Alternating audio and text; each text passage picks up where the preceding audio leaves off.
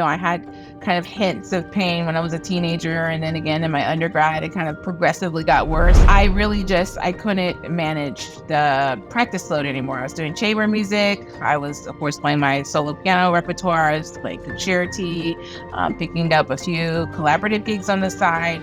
And physically for my body, it was just too much. Sometimes I tell people, everybody's not meant to be a linebacker. I ended up going to Cleveland Clinic, which is a world-renowned hospital, and really thought that was going to sort of be my savior, but it wasn't. And at that point, I decided to sort of leave traditional medical field and look for alternative options. I've done sports doctors before, and of course done just like your everyday primary care physician.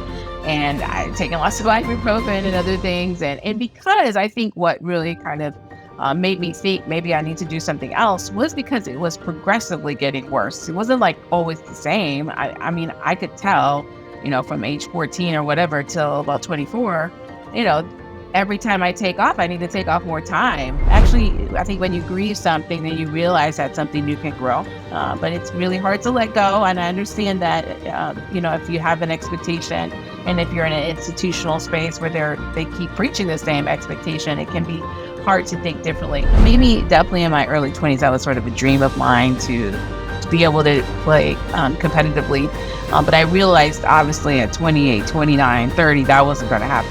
Grieve your expectations, but look forward to what new things might be birthed afterwards.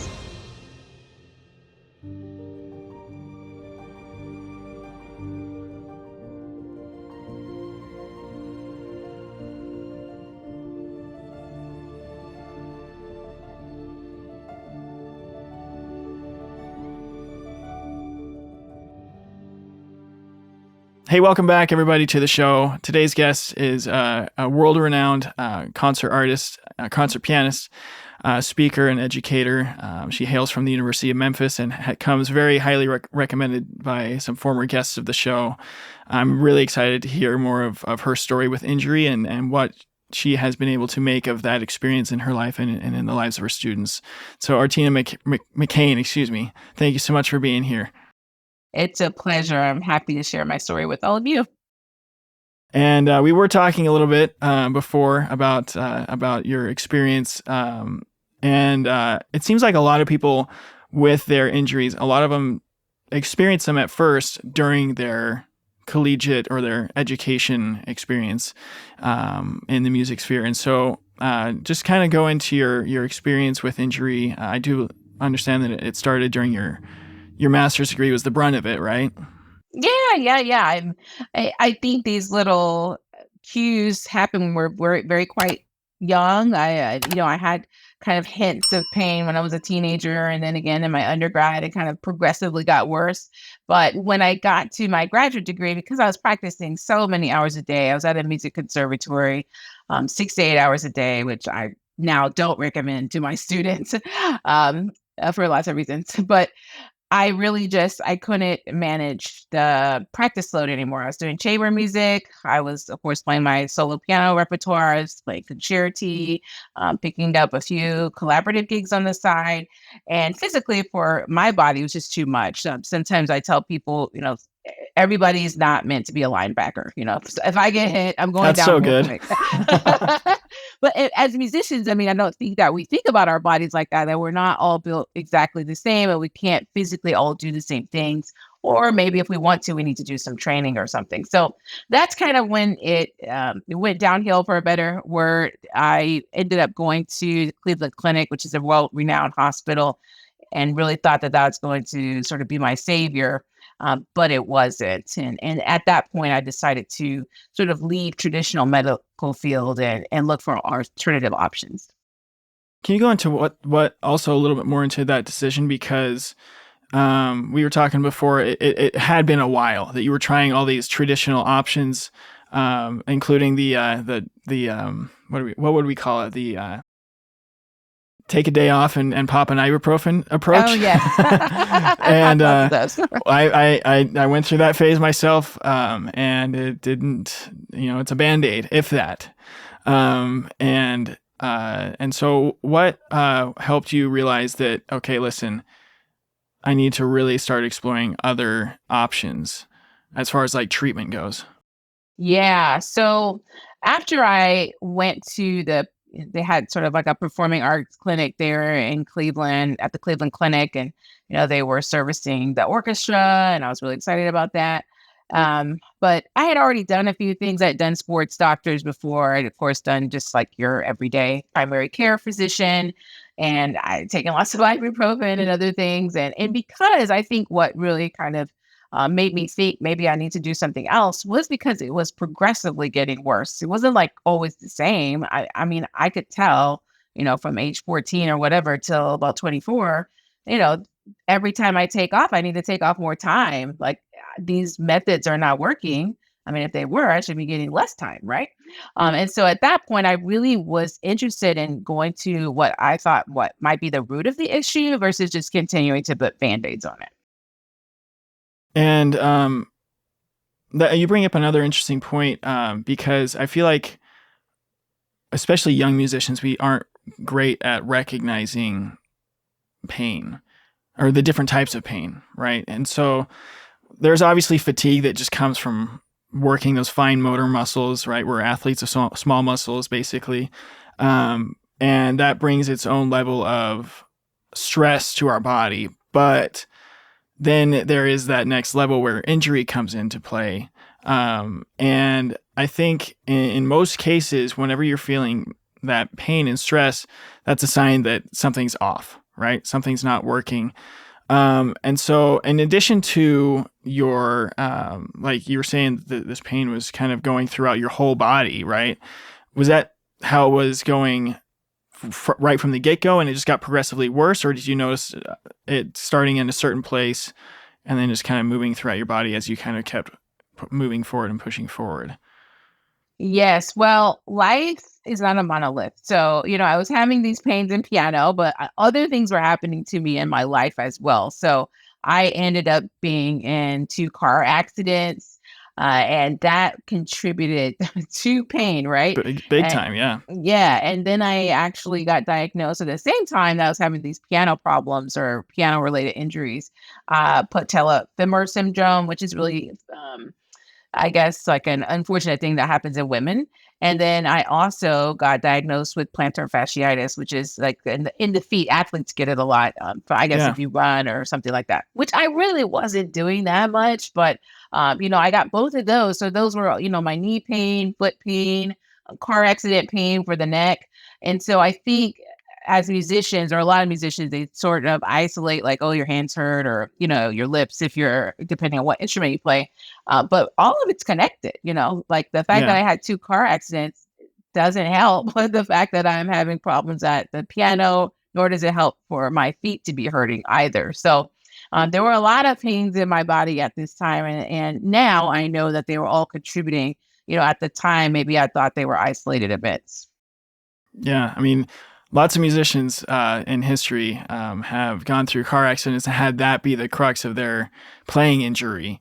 I'm thinking of the former principal trumpet player of the Chicago Symphony, Bud Herseth. He's like the legend in orchestral trumpet playing, and his whole thing was a car accident, and he had to relearn to play. So car accidents and other traumatic events really can affect. I mean, obviously, it goes without saying, but it can really affect the playing.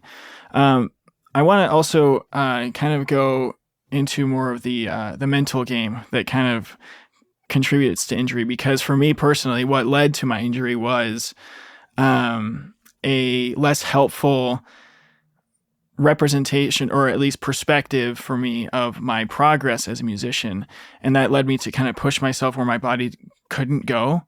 And so with you and other people that you've interacted with that have gone through injury, what type of things do you think, especially in the music, the student musician sphere, lead to us kind of pushing ourselves past the point where our body, it's being detrimental to our body?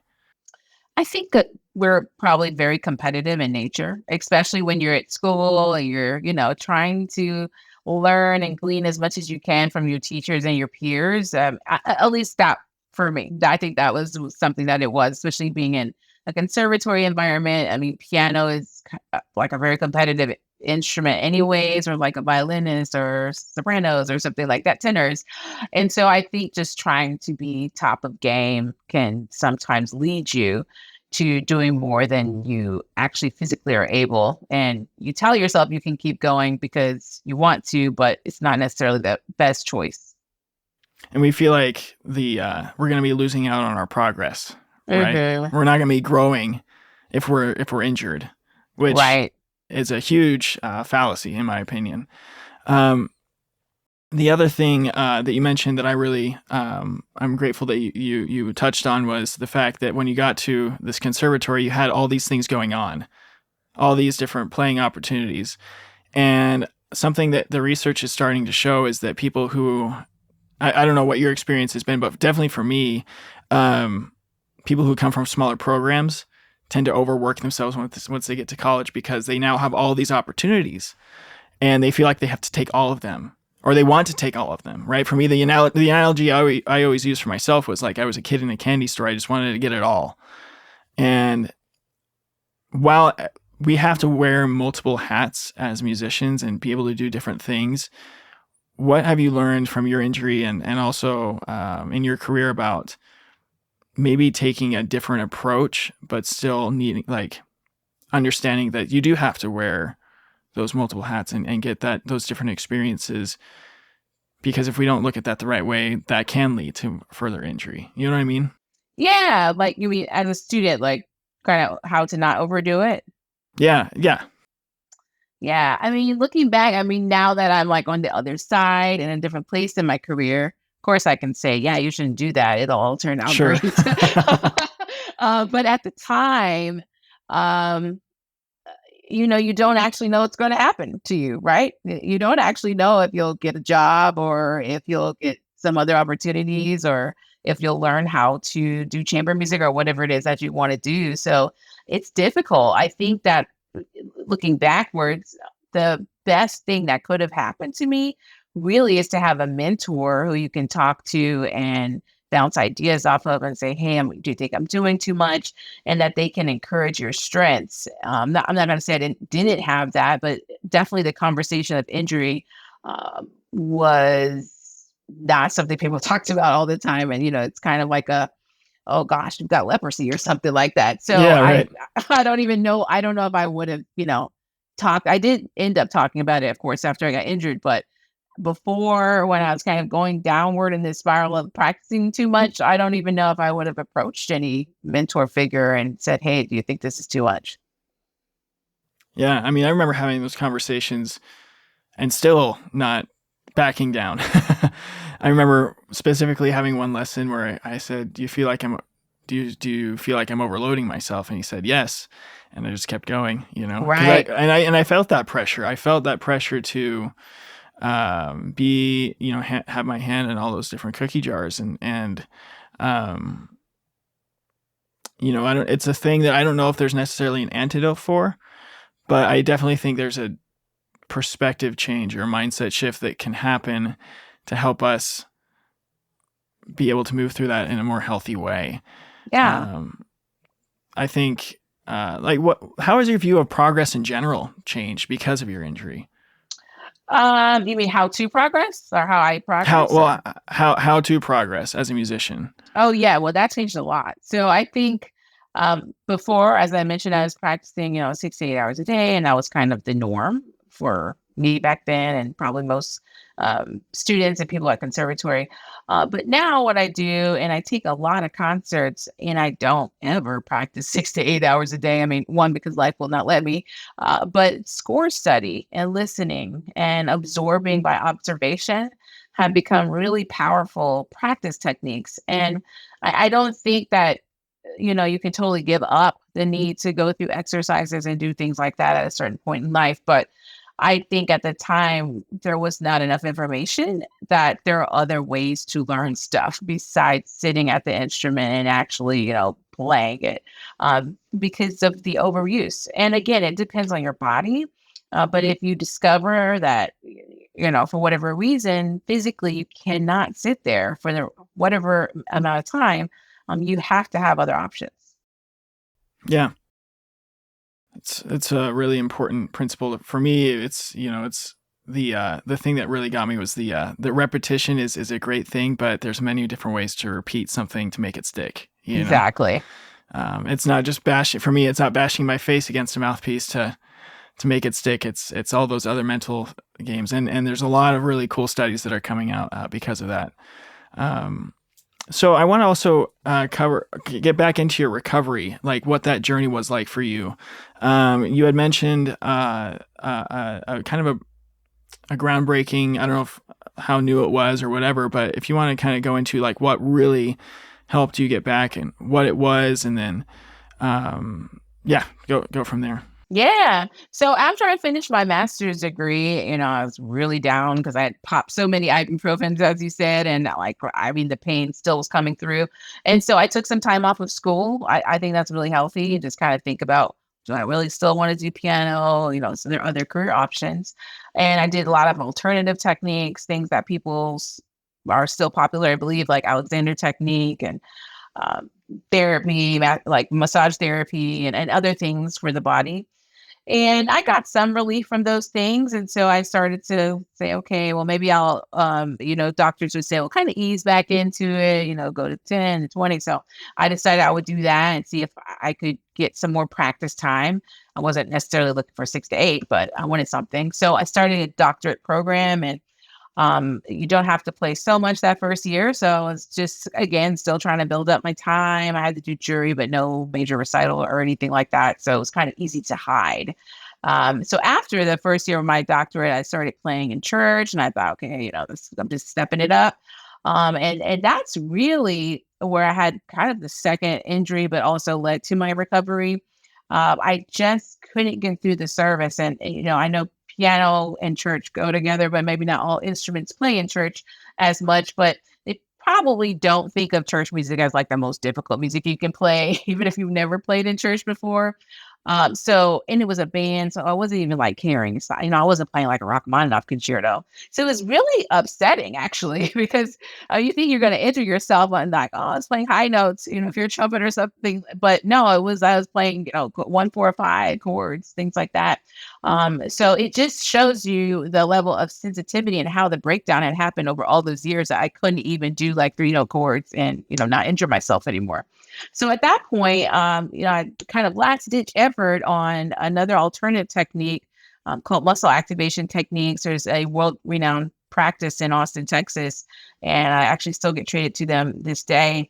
And they just had a complete different philosophy on how muscles work, how they atrophy, how they are renewed. And basically, they believe that they're either off, they're not working, which you would think at this point is obvious to everybody, you're in pain, or they are working, which you're not in pain. And it's not a isolated event. It's not like, oh, my pinky hurts. Your pain could be cumulative from, as I mentioned, I had been in car accidents and all these other problems were contributing. So I do want to say this is that reorganizing your technique, whatever that is for your instrument, might not actually be the thing that's going to solve your problem. Because if it's cumulative, the problem could be coming from anywhere in your body. Yeah, and if the damage is done, the damage is done. One of the things that I've seen with many of my guests and in my own experience is that once the injury happened, if it happened because of overuse or a misunderstanding of pedagogy or whatever, like you can relearn those. You can learn the new way of playing, but it's really hard to do that, and it's obviously not going to work if you're doing that on a body that's injured and needs to recover, right? So important. I'm also curious. One of the things that I feel like is really important. Two things that are really important when going through an injury is the principles of community and also of just what I call musical health, right? Staying in the game musically, because a lot of times, I'm not sure when you took that gap time in between your degrees, if you were not playing at all or if you were just kind of doing your own thing. But how did that community and staying in the game musically, like how were you able to drive those two things? Yeah, so I actually did explore, redoing my piano technique. I took Taubman lessons, and so connecting with the teacher who had been injured, that was new for me. I had never done anything like that before. Interesting. And then I was I was doing some private teaching, which, as kids, so I wouldn't really say they were community, but I didn't have to demonstrate difficult things for them. So, that was something that just sort of kept me connected to music while I couldn't play that much. And before I decided, okay, hey, I'm going to go back to my DMA. I took 3 years between master's and DMA. I had, a friend who was also living in Texas, and we decided to put on a few concerts together. So, just little things. Again, I was just trying to build up slowly, just anything to stay connected. But I only played like 2 concerts in 3 years. And, now I might play 6 concerts in 1 month. So, I mean, that me was a big, I was not really playing. I was really just doing some teaching, trying to figure out if I even wanted to stay in the game. Interesting. Because what I've heard, and I've heard differing opinions about this.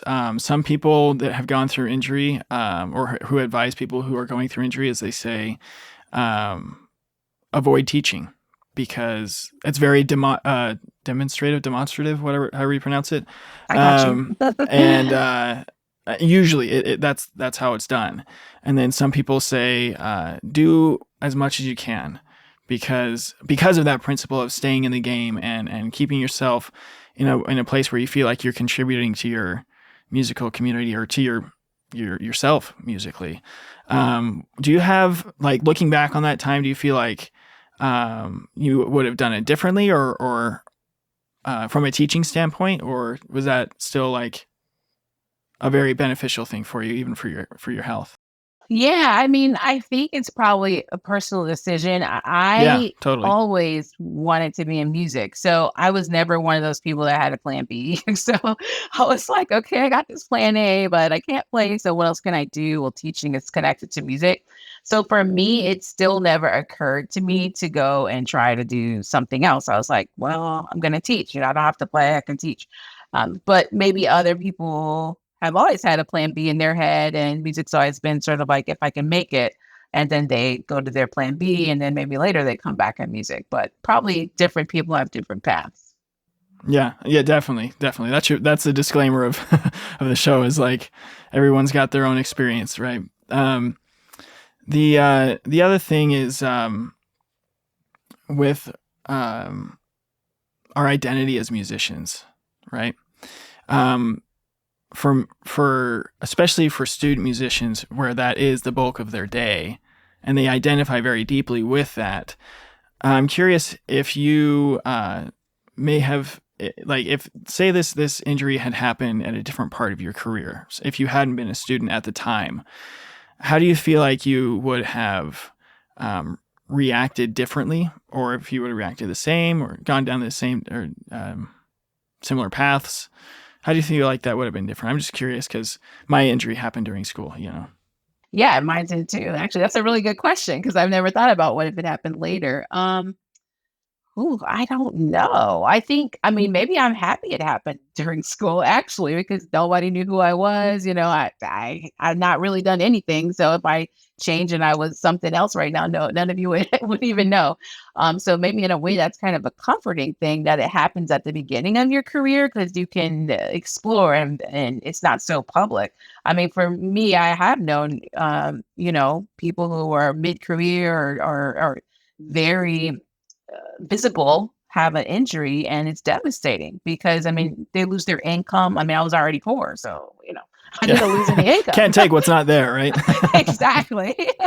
But that's huge if you lose your concert season or something like that, or, I mean, it's devastating. So, I mean, I think having our identity so closely related to our instruments, not necessarily a good thing. Because, yeah, what if it does happen at a place where, you've got, bills to pay off of this identity? It's problematic. Hey guys, hope you're enjoying the show. I just wanted to jump in here real quick and tell you about something that I'm really, really excited about. For a while now, I have wanted to create an even more effective resource than just the podcast that injured musicians can go to receive the support that they need. And recently I did just that. So write this down: Trust the Process Podcast Injured Musician Support Group. I know it's a long title. We're still working on that part. But this is a place where people can go now, injured musicians and even musicians who have gone through injury in the past, and people that help musicians go through injury, where they can go to receive the support that they need, whether that be ask questions, share their victories, share their frustrations, and overall just receive the community and the support that they need in a very proactive, intentional way. And so I just ask that you guys support these injured musicians by sharing this group with them, that they can receive the support that they need. Okay, enjoy the rest of the show. Yeah. What other things were you doing during this time that maybe weren't music related but helped you get through this time? Because in addition to kind of getting away from the music identity, what helps a lot is exploring new hobbies and new experiences. Yeah. Well, lots of things. I'm a very spiritual person, so my faith is very important to me. So that's something that Totally really brought me through that. I think, praying and asking God, what am I actually supposed to be doing? Am I supposed to be doing something else was really important to me. But I actually moved during that time too. So I was in Cleveland, and I decided, because I'm not from Cleveland, I'm from Texas, that I wanted to go back home. I wanted to be closer to family. So I didn't want to be doing this all by myself. So that was also important to me, to kind of go back to my family base and have them to support me during this time. So I actually lived at home. So I was already broke, but it's helpful when you don't have to pay rent. So I Right. did that. And, I really had time to kind of clear my head and figure out what I wanted to do besides, if it wasn't going to be music. I think that's a really important thing for anybody to do who's going through an injury is really lock in on why you're doing it, or even what are your other possibilities. If nothing else, just to anchor yourself more in your goal to come back, right? Not saying that music is the only thing that we should ever be striving to do in our lives, but really taking the time to write it out on paper, or however you organize your thoughts, right? It's really important to be able to get clear on the direction you're going, because it's a really murky recovery process for everybody. There's no, from my experience and from the interviews I've done, no two injuries are the same, even if it's the same diagnosis, I guess. The other thing, you were on recently on another piano-based podcast, I think it was called Piano Inspire. Mm-hmm. And you said something on there that I just really appreciated and want to explore a little bit with you. Basically, you were talking a little bit more about your journey as a musician in general, but you said you don't have to go back and redo it because you're injured, right? As if the injury part of the journey is just a part of the path that you have to make up lost time for, right? You have to go backwards in order to kind of make up for that time. Rather, instead of that, maybe considering the injury as a part of the path that is still helping you move forward, right? Absolutely. And so how is that? How did you come to that conclusion? Yeah. So after a couple of years of being treated at the Continuum Method in Austin, Texas, a little plug for them, I started to realize I can play again. And at that point, so in piano world, which may or may not be relevant in other places, we kind of age out of competitions. So at that time, I was in my late 20s. Yeah. And a lot of people who want to do competitions or are practicing a lot, they have to do those in their early and mid 20s because, every year you're getting closer to aging out. So, maybe definitely in my early 20s, that was sort of a dream of mine to be able to play competitively. But I realized obviously at 28, 29, 30, that wasn't going to happen for me. And so I was like, well, how do I build a career? Especially, in the more traditional world, people think, oh, maybe if you win a competition, you'll get concerts or management or something like that. And I knew that wasn't going to happen in that way. So I started to think, well, if the standard competition rep isn't going to be the rep that's going to build me this fantastic career, what am I interested in? And it really brought me back to just thinking about the ways I identify and music that I had not explored. And at first it was just American music. I really had spent a lot of time playing European composers, never played, I mean, probably more than Gershwin. And there's a lot more American composers than that. So I actually started playing some of my colleagues. I'd gotten an adjunct position at a university, and I started playing like the composition professor's music and looking for other music. And that really started to open up some opportunities for me to connect with other people that wanted to hear that music. That's so cool. That's so cool. Especially, I'm sure your composition faculty or colleagues were appreciative that somebody wanted to play their stuff, right? Oh, yeah. It's like what do you call them? Like in nature, the one I can't remember the term. I wasn't a great science guy, but the symbiotic relationships, Yeah, right? There we go. And it just fuels the community, right? It really is able to, it's an ability to kind of get outside of ourselves when we're not able to kind of be totally zoned into our own progress or our own goals. One of the other things that I've seen just as a pattern with my guests and in my own experience is that adjustments need to be made no matter what with an injury. I mean, it goes without saying, but with regards to our goals, so many people, when they get injured, they are already like zeroed in on what their career goals are, what they want to be doing. And that's what part of what makes it so difficult to go through an injury, right? But being the ability to adjust and adapt your goals has such a profound impact on your recovery.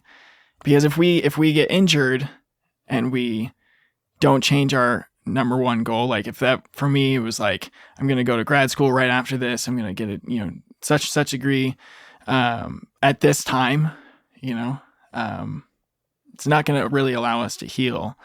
How does your relationship to your goals as a musician and your career goals, like you were saying, changed and benefited from your injury? Yeah, well, I think we have to learn to grieve those goals, and that's something nobody wants to hear. Like I said, you age out, you age out. I mean, I wish they didn't have the age. Now I'm like against ageism because I'm like, oh my gosh, Yeah. at 29, I wasn't all washed up, Sure. Yeah. And so I think, but the traditional structures are traditional structures, and so just thinking about, well, how can I ascend the structure? How can I go beyond what the expectations are that I have put in? Actually, I think my career is actually much better than the one that I had dreamed about, because now it's actually way more diverse, and I got to connect to myself. I learned a lot about myself by exploring my own heritage and my culture and the place that I live. And I probably wouldn't have done that if I had just kind of gone a traditional route of playing, Bach, Beethoven, and Brahms all the time, Chopin. So it's better. Actually, I think when you grieve something, then you realize that something new can grow. But it's really hard to let go. And I understand that, if you have an expectation and if you're in an institutional space where they keep preaching the same expectation, it can be hard to think differently. But I think, people like yourself having podcasts like this and conversations are making more people aware that there's other options. Totally. Well, I appreciate you saying that, by the way. That you mentioned this institutional thing and you being a professor. I want to just ask how your personal experience with injury has impacted your teaching and with your students when you see them kind of having the same mindsets that you did when you were in school that kind of contributed to your injury. Like, what type of conversations do you have with them? Yeah. So I feel like you should interview one of them and see what they really say. Well, I think hopefully they'll listen to this, right? Right. Oh, right. I'm going to send it to all of them. Um, I think what I try to do is just to create an atmosphere where people feel comfortable sharing things, because I think maybe that was something I didn't feel. I might have felt like I need to live up to an expectation. So hopefully I've created a space where if somebody is having an injury or another personal problem, they can say, this is keeping me from whatever musical goals that I said I wanted to have. And I think that freedom helps people to grieve things that are not working out, but also to think of new possibilities. So that's one thing. And then just practically speaking, my technique is totally based on how does it feel for them. So I'm always asking a lot of questions about how does that feel? How did you practice? What did you do? So we can adjust. And I'm never really coming with like, well, these are the 10 18s you have to play, because I know that they don't fit everybody's hand. And I know that everybody's body cannot do them. So I'm trying to look and see what they can do. And also if they respond like that and feel good, I'm not going to say, well, I'm sorry, you have to play all 32 Beethoven sonatas so well, which I feel like what might have been more of a perspective when I was a student. So I try to just make sure to tailor the lesson and the experience to the person that's sitting there and not just give them a cookie cutter plan. Oh, that's so good. That's education in action right there. How it was meant to be, if I may get up on a soapbox. Oh, thank you. Yeah. No, because it's really about, I think traditional education is actually starting to move towards a coaching model, and coaching really is just, the coach just asking questions so that the student can come up with their own answers. And since we've been so, right? I mean, because we've been so ingrained in not even just music education, just education in general, like the teacher gives us the answers and we just try to absorb. And then we cram the night before the test and still don't pass. Right. Right. But you can't really cram for tests in a performance setting. And it's so important. What I've learned is so important to have the students be able to have that curious mindset of, okay, what is going to work for me? Why didn't that work for me? Why didn't that feel good? What can I explore in this practice session that can get me to that goal, that destination, in a healthy way and in a way that works for me? And then as that awareness grows, that's where that true progress comes, is as that awareness grows, right? Yeah, absolutely. Yeah. And I think it's also helped me with repertoire. Definitely repertoire was super limited when I was a student. And so now we have conversations about what do they want to play. It's not so strict, so to speak, and I also realize that people are going to have different careers. So I'm not trying to like push people towards one certain career or one certain path in their piano playing. And that actually took me a little bit, even as a teacher, because I'd been so ingrained in this is the way, this is the things that you play. It took me a little while to accept that, but it's helped a lot. And it makes for much better lessons for myself and the student. Awesome. Well, Dr. McCain, thank you so much for your time today. I really look forward to this interview. I always like picking the brains of pianists because piano is actually the instrument that I've been learning as I've been going through my own injury. So anytime I get a pianist on, I really love to learn from them. I love asking my last couple of questions. Same question for every guest. The first one is, what has been the biggest takeaway from your injury? To grieve your expectations, but to look forward to what new things might be birthed afterwards. And scene. I think that's a great place. No, just kidding. It's so good. You're actually not the first person that's mentioned grieving as a skill. It's one of our previous guests mentioned that grieving needs to be seen as a peak performance skill because that's where that adaptability comes into play, right? And so the ability to move on. And the ability to move on, exactly. The second question that I ask is one that's very personal to me because it's the whole reason why I have this show. And it's, if somebody were to come up to you and say, hey, I listened to your conversation with Clark on Trust the Process. I'm really grateful that that you were on there because I'm going through an injury myself. And I would just want to know, like, what helped you got through yours, or what advice would you give to them, regardless of what instrument they play? What would you tell that individual? Well, I think kind of like what we were talking about identity, it's unhealthy for this to be your only identity. I mean, it doesn't even matter if you're a musician or whatever it is that you do. So, I mean, for me, that's my faith. That's where I find my identity. And that really helps me to move past some of the losses that I had and also to look forward to new things that can come. Totally. The final question is, and it's my favorite one to ask, is if you had the opportunity to go back to that time when you were injured and you had the power to either take away your injury experience or just leave it there and time travel to that time, what would you choose to do? I'd leave it for sure. Yeah, it's made me a completely different person, and now I can say I'm thankful for it. Absolutely. Absolutely. Well, thank you so much again.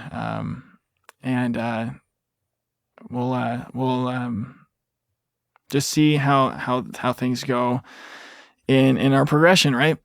Yeah, thank you, Clark, for the work that you're doing. This is important for there to be more open conversations. I think it provides a lot of healing, both physically and emotionally for people.